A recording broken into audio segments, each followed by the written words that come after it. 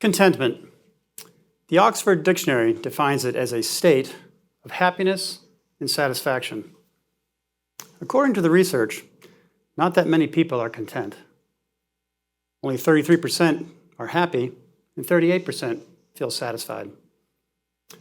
Contentment can be elusive. I have a tool that you can use to attain contentment, but it's not free. The cost? The next 11 minutes of your time. I created this tool when I was 19. I've been using it for over 40 years.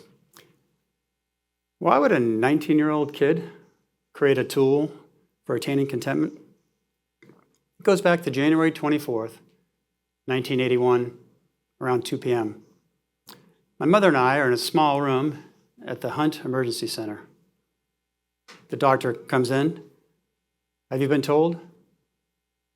He answers the awkward silence with, "He was dead when he got here. His heart exploded." 90 minutes earlier, I had been home lifting weights with 3 high school friends. My mother and father told us they were going to go cross-country skiing. On the trail, my father faltered, sat down, said, "Damn," slumped over. At 43, Dad was gone. I grew up and learned a lot that day. Life's not fair. Bad things can happen to good people. These were very painful lessons. I had known my father had high cholesterol, but I just had never thought of him dying from it.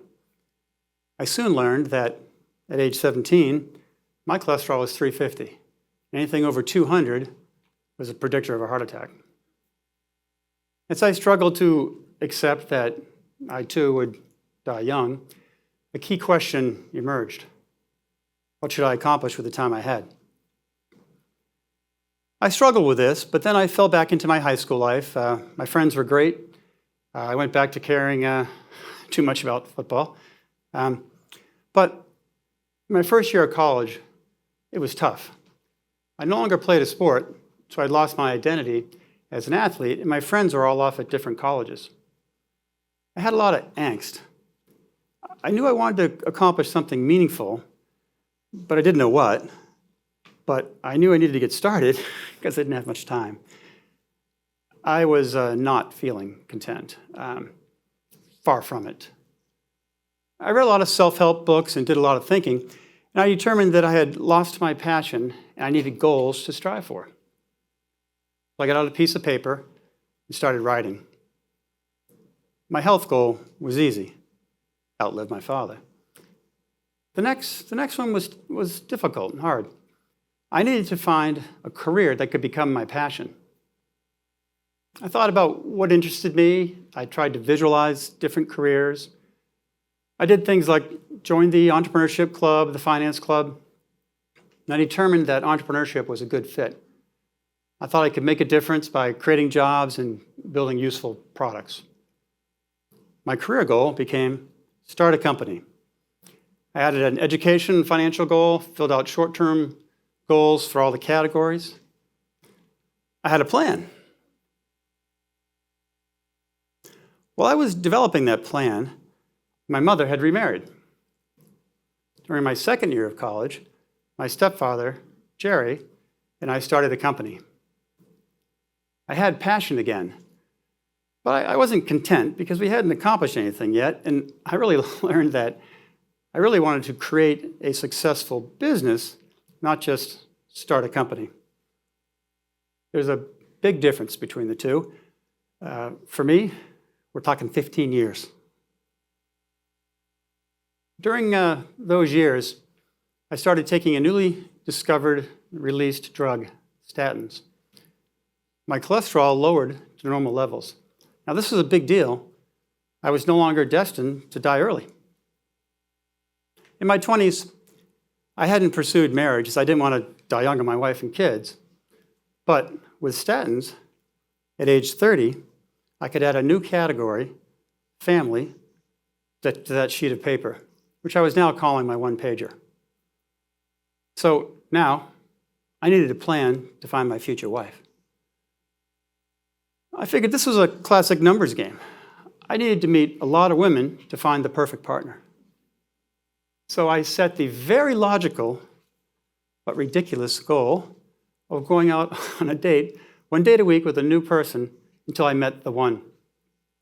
I actually did this. I asked people out at the gym, the library, the mall, the grocery store. I mean, there were no dating apps back then. And I was not good at it. I'm not smooth at all. We had a lot of awkward rejections, awkward dates. As part of my plan, I had also created a list of women that I'd met before that I wanted to reconnect with. One was Emily. I had met Emily several years earlier, and I thought she was great. But she had a boyfriend. At one point, I hadn't had a date for 2 weeks, and we're talking disaster, like not part of the plan. So I called my friend Joe. I said, Joe, we got to go out. I got to meet somebody.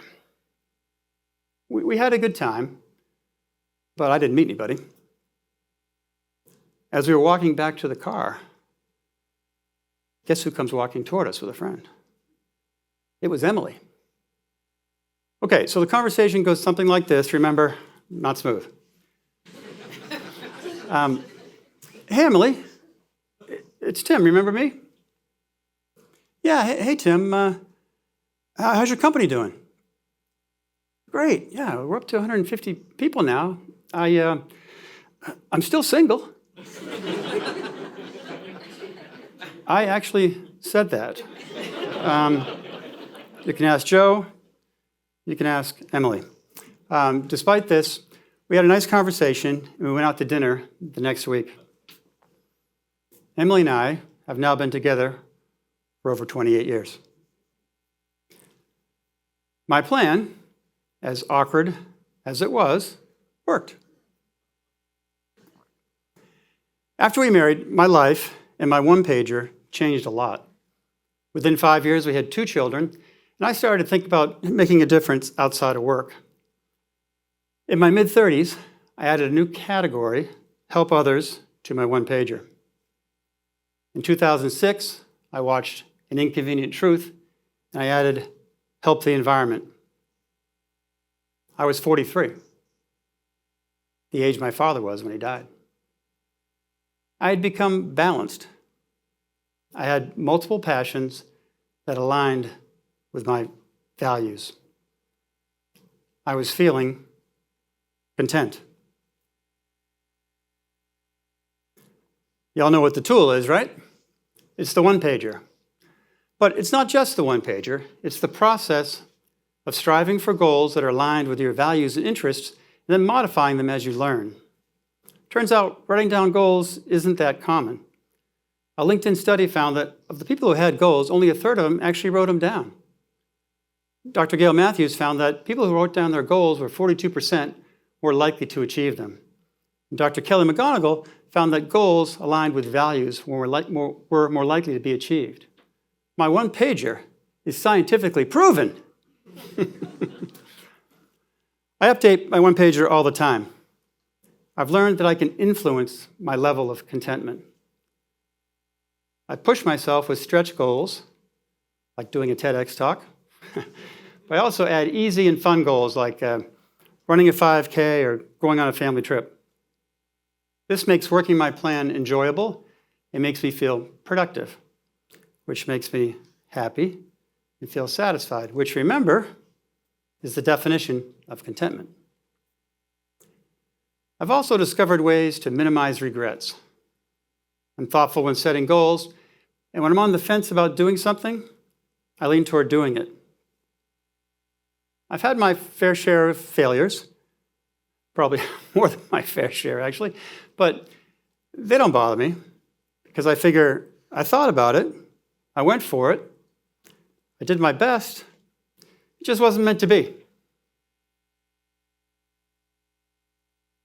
You know, when I think of the best decisions I've made in my life, creating that first one-pager is one of them. It's up there with marrying Emily, and starting the company with Jerry, both of which occurred because of my one-pager. You know, I don't agree with Oxford. I don't think contentment is a state of happiness and satisfaction. That would be boring and devoid of growth. I think it's a process of attaining happiness and satisfaction by pursuing goals aligned with your values and interests. But actually, I don't think how Oxford defines contentment really matters. We each define what contentment means for us. You can define what contentment means for you. Let me end with a suggestion for your consideration. Consider devoting 2 hours over the next 2 weeks to creating your version of a one-pager. Define or redefine what contentment will mean for you. If you do this, if you decide to do this, it may just be one of the best decisions you ever make. Thank you.